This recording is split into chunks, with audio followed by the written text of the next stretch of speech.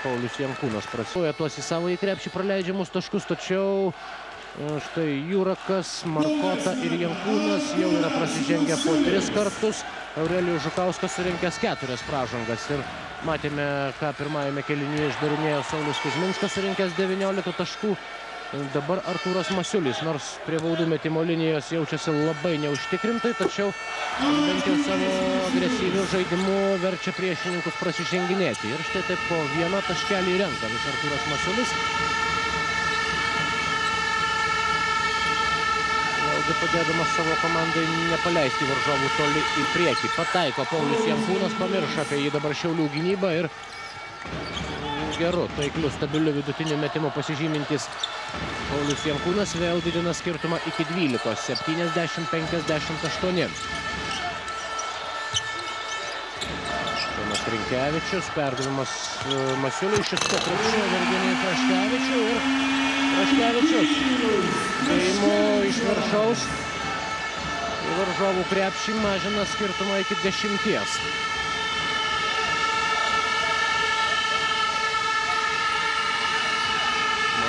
Braunas.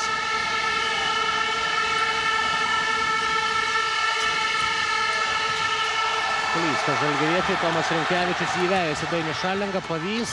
Ne, nepavyksta iki galo pasigauti savo varžovo Dainiui Šalengai. Skirtumas mažėja vėl iki 8.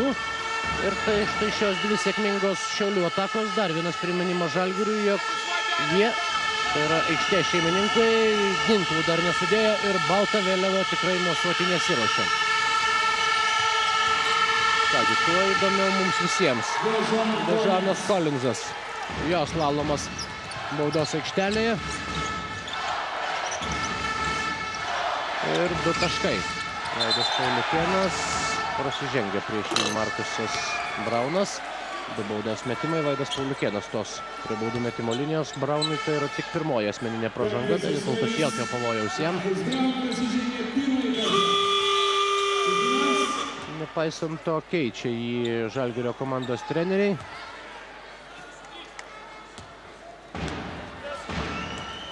Na, iš to, kiek laiko šiandien Markusas Braunas žaidžia, galima padaryti 2 išvadas. Arba krepšininkas jau pagyja ir baigėsi tos sveikatos problemos, arba tiesiog jis pats veržėsi į aikštę, norėdamas savo žaidimu prisidėti prie antrosios pergalės ir kuo greičiau užbaigti šią pusfinalio seriją. Dainius Šalenga sėkmingai išvengia 2 varžovų gynybos ir įveikia Šiaulių komandos presingą. Prasidėjo prieš paskutinę trečiojo kėlinio minutę. 9 taškų skirtumas. Damiras Markota apsigina. Virginijus Praškevičius buvo beveik surenkęs patikimą užtvarą Paulius Jankūnas savo komandos draugui Damirui Markotai, tačiau išsivadavęs iš jos Praškevičius užtvėrė kelią besiveržiančiam žalgiriečiui. O štai dabar atsilygina Damiras Markota gražių blokų, gražių švarių blokų. Ir Dainius Šalenga jau neleistinai stabdomas besiveržiantis iš Šiaulių baudos aikštelę.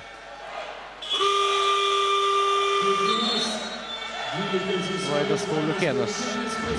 Pirmoji pražanga jam ir tik tai vėl 3 komandinė Šiauliams. Šiauliai kol kas šios dienos rungtynės yra prasižengę tik tai 10 kartų, taigi vidutiniškai po 3 su trupučiu pražangos per kėlinį. Damiras Markota, jo metimas netaiklus. Aurimas Kieža pasirodė aikštėje Šiaulių ekipoje. Pirmajame kėlinyje žaidė 7 minutės.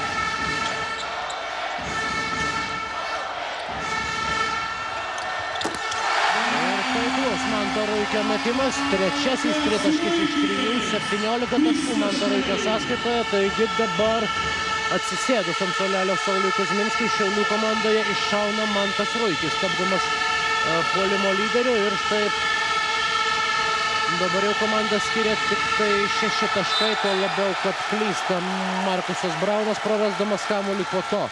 O tokia tradicinė situacija po klaidos, akimirksniu sekanti pražanga, bandant ištaisyti tą klaidą. Ir Tomas Rinkevičius stoja prie baudų metimo linijos. Štai taip pagyvėjo situacija čia. 37 sekundės iki kėlinio pabaigos. Nusivylimo atodūsys nuvilnyje tribūnomis, kadangi Tomas Rinkevičius nepataiko baudos metimo. Na, šiandien prametė 2 baudas. Gediminas Makseina nepataiko ir Tomas Rinkevičius vienos. Paprastai gana taikliai pozicijos. Tačiau net ir tas vienas taškas padeda Šiauliams dar labiau priartėti prie varžovų. Pažeista vidurio linijos taisyklė ir dabar jau Žalgirio komanda patenka į savotišką duobę. Na, netrukus turės galimybę pakoreguoti savo komandos žaidimą Žalgirio treneriai, kadangi baigėsi, artėja į pabaigą trečiasis kėlinys, tačiau per tas likusias beveik 32 sekundės Šiauliai dar gali pridaryti šiokių tokių nemalonumų Žalgiriui, jeigu Kauno ekipai nepavyks susitvarkyti savo žaidimo be trenerių įsikišimo. 12 sekundžių Šiaulių atakai.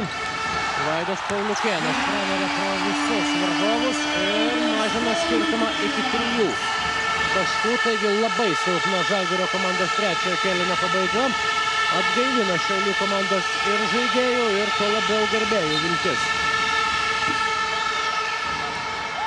Tomas Rinkevičius prasižengia, tačiau tai tik tai 4. komandinė pražanga Šiauliams. O Žalgiriui lieka nepilnos 2 sekundės. Na, laiko dar yra. Šiai atakai. Ir kaip įspūdingai ją užbaigia Damiras Markota.